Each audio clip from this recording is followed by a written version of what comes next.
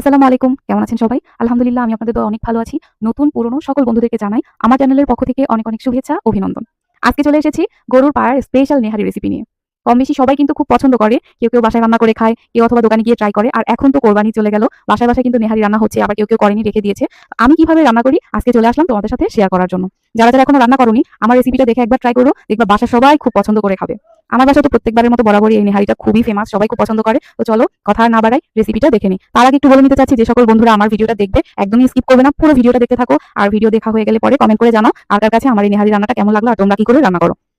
এখানে একটা খুব সুন্দর পাতিল নেওয়া হলো। পাতিলটা ৩-৪ দিন আগে কিনেছিলাম। আজকে ভাবলাম এই নেহারিটা রান্না করে উদ্বোধন করব। তো এই বড় সাইজের একটা পাতিল নিলাম। আর আমার নেহারির সবকিছু ভালোভাবে ক্লিন করে পাতিলে দিয়ে দিলাম অলরেডি। আজকের এই সব মসলা সবকিছু উপকরণ কিন্তু আম্মুর হাতেই দেওয়াবো, কারণ আম্মুর হাতের নেহারি রান্নাটা খুব পছন্দের আমাদের বাসা সবাই। আম্মু সব মসলাই করে দিচ্ছে, আমি তোমাদের সাথে দেখানোর জন্য ক্যামেরাটা ধরেছি। দেখো, প্রথমেই দিয়ে দিল পেঁয়াজ বাটা, তারপরে রসুন বাটা,